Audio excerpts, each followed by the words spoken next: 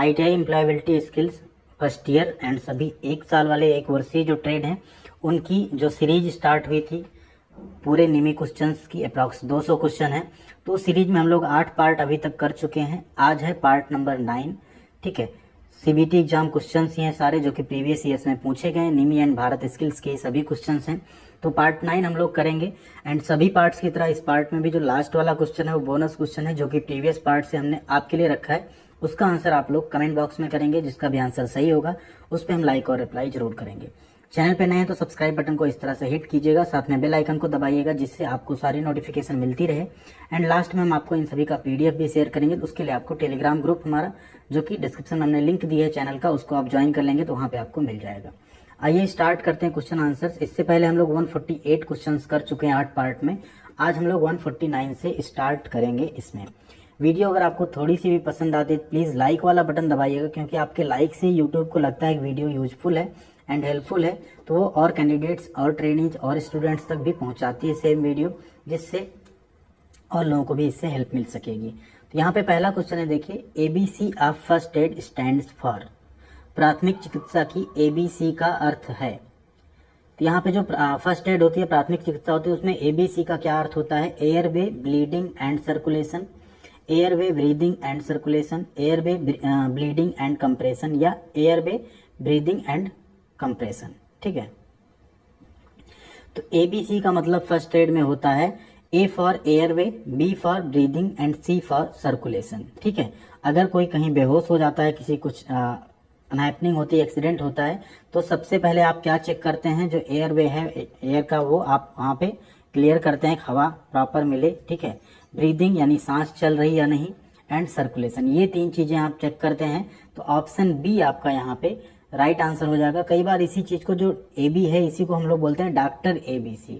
Doctor भी मतलब होता है, D फॉर होता है danger, R for response, ABC means airway breathing and circulation.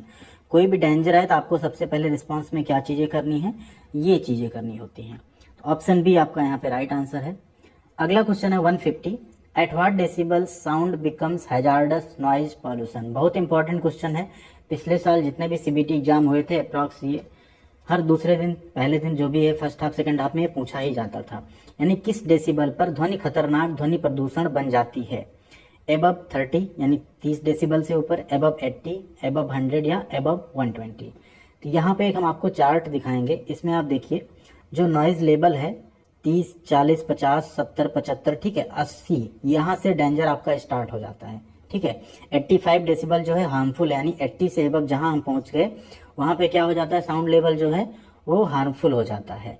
जैसे यहाँ आप देख सकते हैं heavy traffic, window air conditioner, noise restaurant, power lawn, ठीक है, इन सब जगहों पे ऐसी नॉइज मिलती है। जो हमारे घरों पे जनरली नॉइज रहती है वो रहती है 40 डेसिबल के आसपास। ठीक है, तो एबव 80 क्या हो जाएगा आपका? यहाँ पे खतरनाक हो जाएगा, ध्वनि प्रदूषण का रूप ले लेगा वो साउंड। अगला क्वेश्चन है 151, earthquake is measured with an instrument called. भूकंप को किस यंत्र से मापा जाता है? टेलीग्राफ से, सीस्मोग्राफ से, ऑसिलोग्राफ से, या बारग्राफ से? तो भूकंप को नापने के लिए क्या यूज करते हैं हम लोग?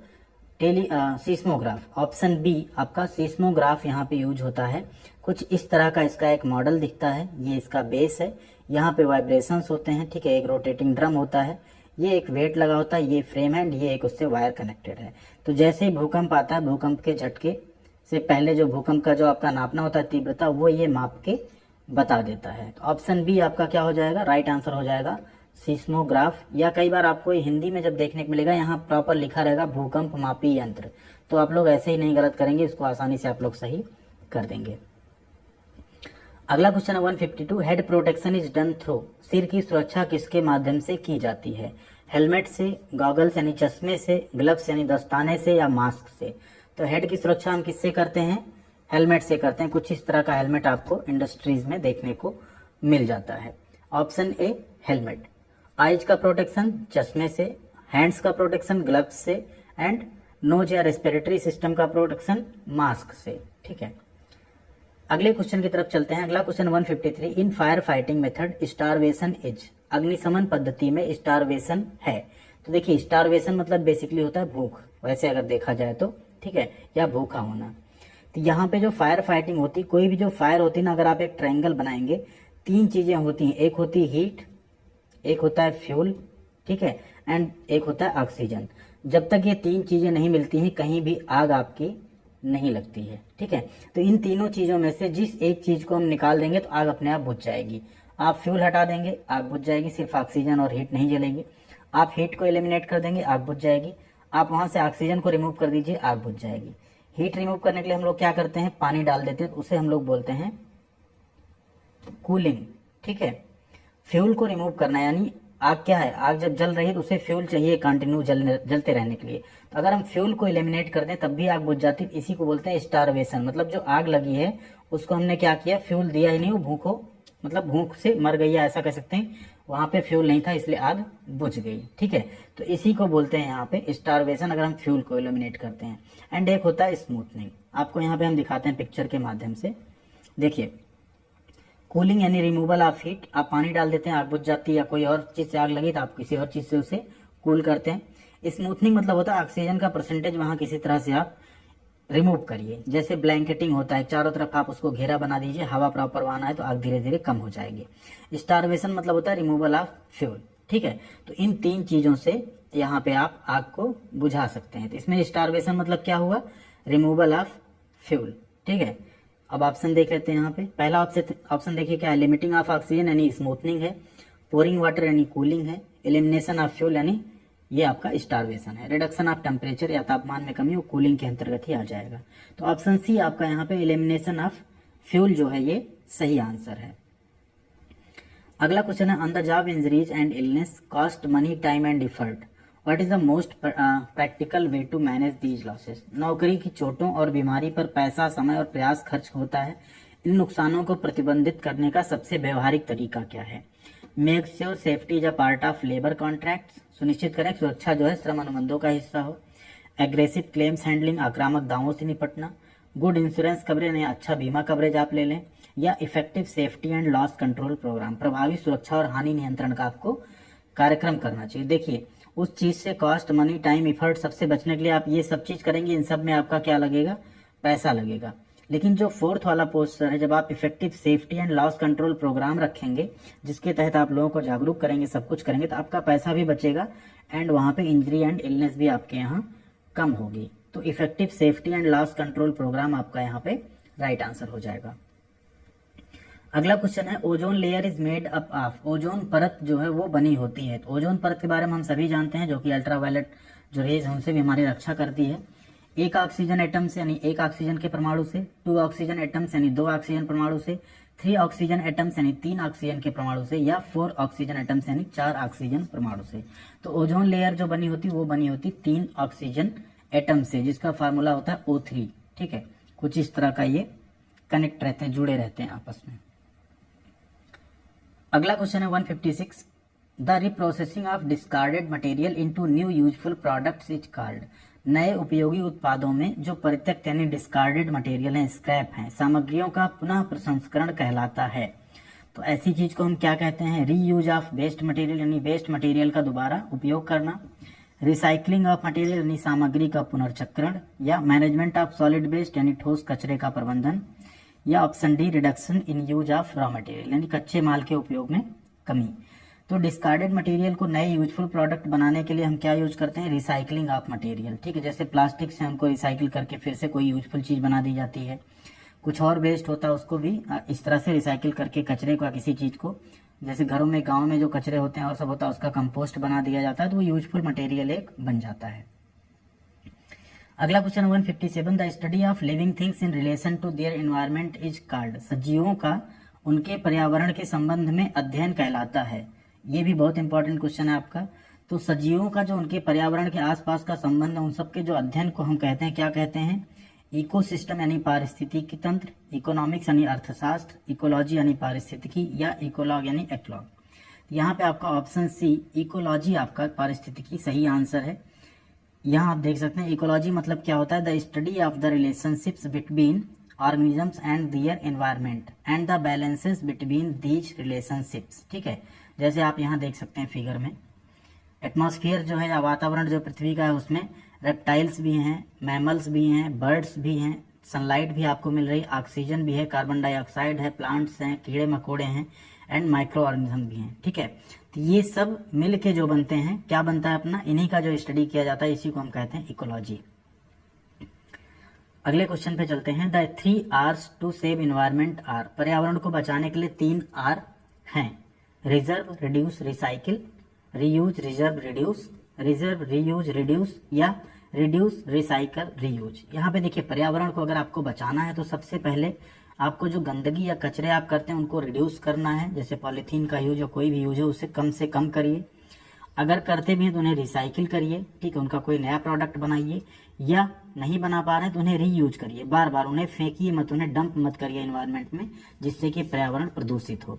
तो ये 3 R हैं पर्यावरण को बचाने के लिए, रिड्यूस, रिसाइकिल एंड रीयूज। 159 है क्वेश्चन नंबर।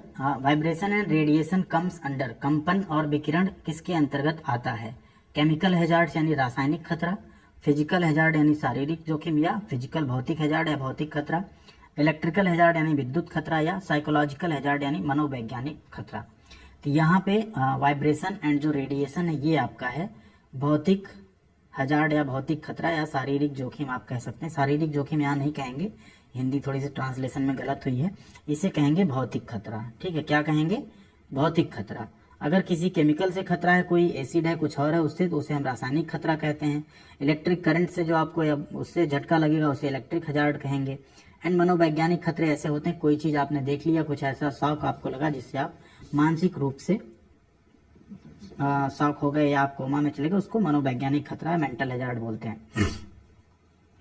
अगला क्वेश्चन है 160, which one is a man induced hazards, मानव प्रेरित खतरा कौन सा है इसमें से, लैंडस्लाइड यानी भूस्खलन, साइक्लोन यानी चक्रवात, वोल्केनो यानी ज्वालामुखी, अर्थक्वेक यानी भूकंप।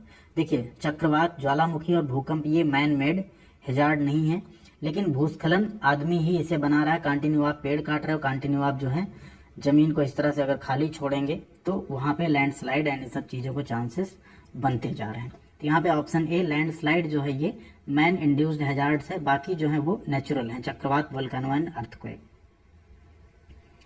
अगला क्वेश्चन है 161, which one is a non renewable energy resource, कौन सा एक गैर नवीकरणीय ऊर्जा संसाधन है। तो नॉन रिन्यूएबल एनर्जी सोर्स क्या है, जो लिमिटेड मात्रा में है एंड यूज करते करते एक दिन वो खत्म हो जाएंगे। ठीक है, तो इसमें सोलर ये तो बिल्कुल नहीं खत्म होगा, कंटिन्यू आपको मिले जा रहा है, इसे हम रिन्यूएबल एनर्जी सोर्स बोलते हैं। मीथेन भी आपका रिन्यूएबल है एंड हाइड्रो इलेक्ट्रिक भी आपका रिन्यूएबल है। हाइड्रो इलेक्ट्रिक मतलब होता है जल विद्युत। ठीक है, यहाँ पे जो कोल है यानी कोयला है ये लिमिटेड है, ये नॉन रिन्यूएबल है, ये एक बार खत्म हो जाएगा तो इसका क्राइसिस हो जाएगा। तो ऑप्शन बी कोल आपका यहाँ पे राइट आंसर होगा। 162 है question number, which one is an unsafe condition for work, कौन सी स्थिति काम के लिए क्या है, असुरक्षित है। सपोज करें आप किसी वर्कशॉप में काम कर रहे हैं तो ऐसी क्या स्थिति या कंडीशन बनेगी जहां काम करना क्या रहेगा, असुरक्षित रहेगा, मीन्स वहां किसी का एक्सीडेंट, चोट, दुर्घटना कुछ भी लग सकती किसी को। Oily floor, good light, proper tools या एडेक्वेट वेंटिलेशन। देखिए ये तीनों चीजें तो होनी ही चाहिए, बट अगर ऑयली फ्लोर है तो कोई स्लिप करके वहां पे गिर सकता है एंड उसे चोट लग सकती है, तो ये क्या बनेगा आपका unsafe condition. Option A oily floor यहाँ पे राइट आंसर है। अगला क्वेश्चन है which one is the main green house gas responsible for global warming, global warming के लिए जिम्मेदार मुख्य ग्रीन हाउस गैस कौन सी है, हाइड्रोजन, ऑक्सीजन, नाइट्रोजन या कार्बन डाइऑक्साइड। तो यहाँ पे आपका ग्लोबल वार्मिंग के लिए जिम्मेदार जो मेन ग्रीन हाउस गैस है वो है आपका CO2 यानी कार्बन डाइऑक्साइड। इसीलिए कहते हैं ग्लोबल वार्मिंग का खतरा अगर आपको कम करना है तो ज्यादा से ज्यादा आपको कार्बन डाइऑक्साइड का एमिशन कम करना है एंड आपको ज्यादा से ज्यादा पेड़ लगाने जो कि कार्बन डाइऑक्साइड लेकर अपना भोजन बना के प्रकाश संश्लेषण की क्रिया में उसे ऑक्सीजन में कन्वर्ट करें। अगले क्वेश्चन पे चलते हैं। क्वेश्चन नंबर 164 है which one of the following is not an ergonomic hazard, निम्न में से कौन एक एर्गोनॉमिक खतरा नहीं है। ऑकवर्ड पोजीशन यानी अजीब स्थिति, पुअर हाउसकीपिंग खराब हाउसकीपिंग, इमोशनल डिस्टर्बेंसेस यानी भावनात्मक गड़बड़ी या रॉन्ग लेआउट ऑफ मशीनरी यानी मशीनरी का गलत लेआउट। देखिए एर्गोनॉमिक हैजार्ड का मतलब होता है कि आपका जो कुछ ऐसी वहां वर्कशॉप में पोजीशंस बन जाए टूल्स की, इक्विपमेंट की, मशीनरी की या हाउसकीपिंग में आप कोई चीज इधर उधर रखे हो एंड उसके थ्रू किसी को चोट लग जाए या उस पर कोई टकरा के गिर जाए, उसे कहते हैं एर्गोनॉमिक। ठीक है, हजार्ड या कंडीशन। तो यहाँ पे जो इमोशनल डिस्टर्बेंस है ये एर्गोनॉमिक के अंतर्गत नहीं आता है। ये आदमी का जो भावनात्मक वो है गड़बड़ी, ये मैन मेड है या आदमी का मेंटल कंडीशन की वजह से होता है यहाँ पे। अगला क्वेश्चन है 165, which one of the following is not a part of 3Rs। तो अभी हम लोग देखे थे 3R क्या था आपका, रिसाइकिल, रिड्यूस एंड रीयूज। ये 3 आपके 3R के कंटेंट थे। तो यहाँ देख लीजिए क्या क्या है, जो नहीं है वही आपका यहाँ पे राइट आंसर है। तो रीजनरेट आपका क्या है, 3R का पार्ट नहीं है। ये टोटल 165 तक हम लोगों ने कर लिया। अभी आपके सिर्फ और सिर्फ एक पार्ट और आएगा जिसमें आपको क्वेश्चंस थोड़े ज्यादा मिलेंगे, प्लस 25 क्वेश्चंस मिलेंगे। तो आपका टोटल 190 क्वेश्चन यहाँ पे बन जाएगा, जो कि आपके निमी एंड भारत स्किल के टोटल क्वेश्चंस हैं। तो ये 10 पार्ट अगर आप देख लेते हैं तो आप एम्प्लॉयबिलिटी स्किल में आसानी से 25 में 25 सारे क्वेश्चन आप सही कर पाएंगे। तो वीडियो को ज्यादा से ज्यादा लाइक एंड शेयर कीजिएगा। अब आते हैं आपके बोनस क्वेश्चन पे। बोनस क्वेश्चन जिसका आंसर आपको कमेंट बॉक्स में करना, आप सभी को जिसका आंसर सही होगा उस पर हम लाइक और रिप्लाई जरूर करेंगे। The process used by a business to verify the identity of their client is. एक व्यवसाय द्वारा अपने ग्राहक की पहचान सत्यापित करने के लिए उपयोग की जाने वाली प्रक्रिया है जीडीपी, केवाईसी, एटीएम या टीएफपी। तो इन चारों में क्या राइट आंसर है, कोशिश करिए जो राइट आंसर है उसका आप लोग हमें फुल फॉर्म भी बताइएगा, फुल फॉर्म उसका क्या है। तो जिसका भी आंसर सही होगा हम उस पर लाइक एंड रिप्लाई जरूर करेंगे। बाकी वीडियो उम्मीद करते हैं आपके लिए हेल्पफुल रही होगी एंड आपको पसंद आई होगी।